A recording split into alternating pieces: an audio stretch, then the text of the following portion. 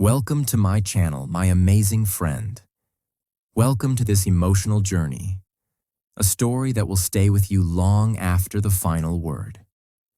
Today, we explore a mysterious, heartwarming tale called Letters from a Stranger. This story is not just about ink on paper. It is about connection, healing, and the invisible threads that tie human hearts together. As you listen and learn English through this story, I hope it touches your heart as much as it touches your mind. It began with what looked like a mistake. Or perhaps it wasn't a mistake at all. Emma Lane had just moved into her new apartment in a quiet, tree-lined part of the city.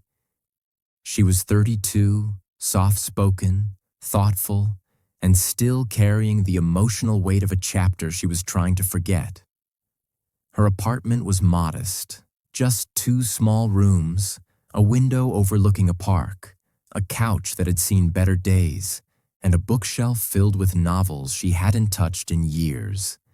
Her cat, Milo, was her only companion. Life had become quiet, almost too quiet. One rainy Thursday afternoon, as she was unpacking a box of old photo frames, she noticed something unusual on the hallway floor. It was a letter, not in the mailbox, not handed to her, just lying there outside her door. A simple white envelope, no stamp, no return address.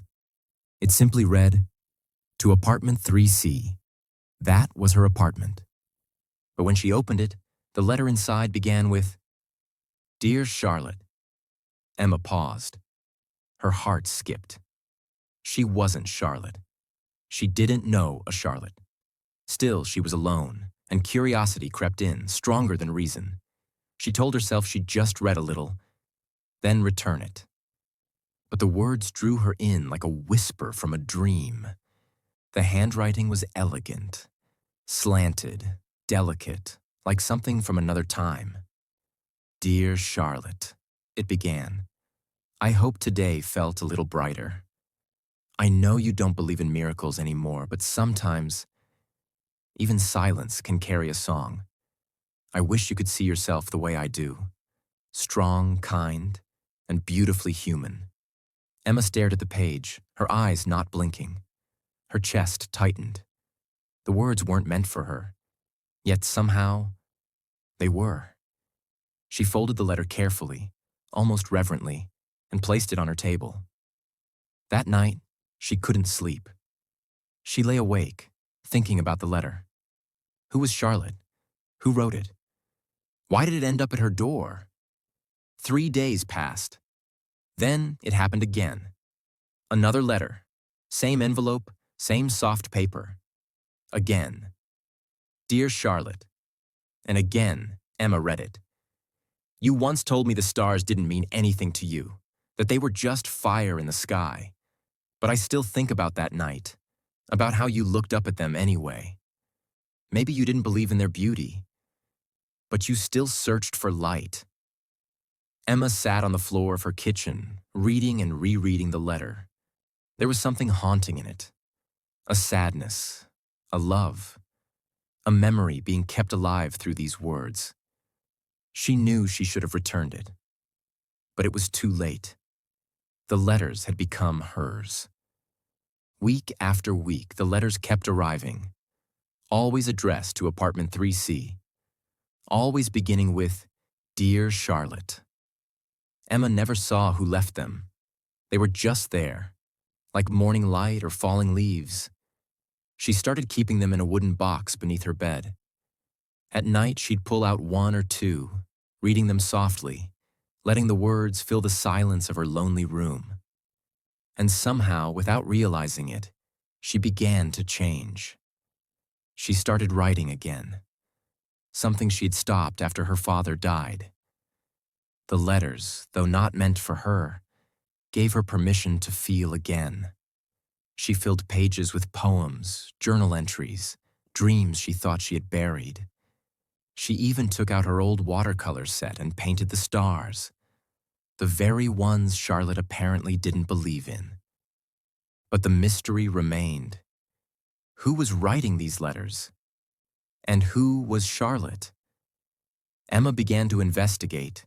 She asked the building manager if someone named Charlotte had lived in the apartment before her. The manager scratched his head and said, "Not that I know of. Before you, a retired man named Henry lived there. He passed away about 8 months ago." Emma searched through the mailboxes, hoping to find a clue. Nothing. She posted anonymously on local forums, describing the handwriting, the paper, the way the letters were delivered. No one responded.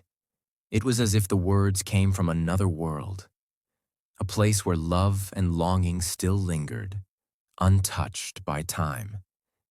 Then one morning, the pattern changed. The letter wasn't on the floor. It was taped to her door. That small difference made Emma's hands shake as she pulled it free. The letter inside was shorter than usual. "Dear Charlotte," it read, "this will be my last letter. Not because I've stopped thinking of you, but because I've come to understand that memories are not chains. They are windows. I no longer write to hold on. I write to let go. Wherever you are, whoever you've become, I hope the world has given you peace." Emma sat down on her doorstep, holding the letter close. Something inside her broke open. The finality in those words left a silence so loud it echoed in her bones. The days that followed felt empty. No more letters, no more quiet gifts from a ghost she never met. She tried to move on, but something inside her needed to speak. So, for the first time, Emma wrote back. "Dear stranger," she began, "I'm not Charlotte. My name is Emma. I don't know how or why your letters arrived at my door, but I want you to know that they saved me. Your words, to her, to yourself, became my light. I don't know who you are, but thank you."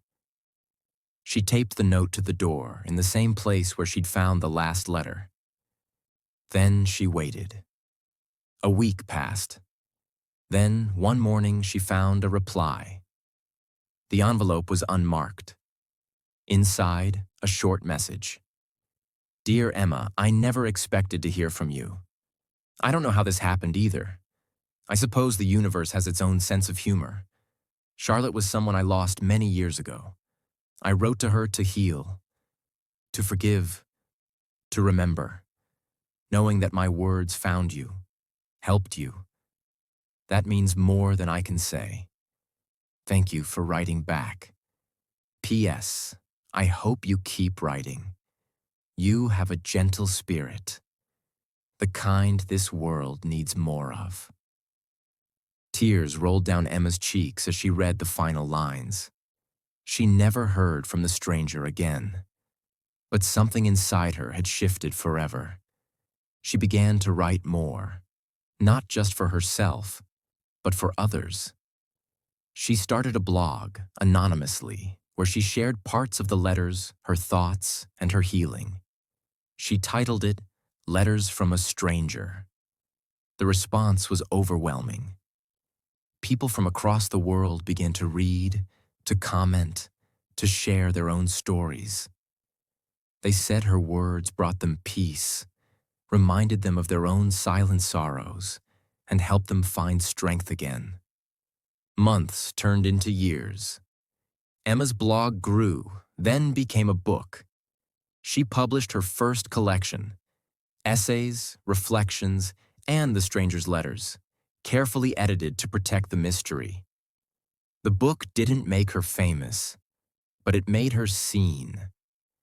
It helped her build a quiet community of souls who needed to believe in unseen connections, in healing through words, and in the magic of strangers. Emma never discovered who wrote the letters. No name, no face, just memories and ink. But maybe that was the point. Maybe knowing would have ruined it. Maybe the beauty of it all was that a stranger's grief had reached her and helped her heal her own. She no longer lived in apartment 3C. She moved into a small house with large windows and a garden where Milo loved to chase butterflies.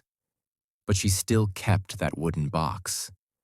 And sometimes, on soft, silent nights, she opened it again, just to remember. Not to remember Charlotte, not to search for the stranger, but to remember the miracle that sometimes words written for someone else can still save you. My friend, thank you for staying with me through this powerful story. Learning English through stories like this is not just about vocabulary or grammar. It's about feeling, about connection, about discovering how language can carry hope, healing, and humanity. I hope this story brought something beautiful to your heart and helped your English grow stronger at the same time. Until next time, keep reading, keep feeling, and never stop believing in the power of words.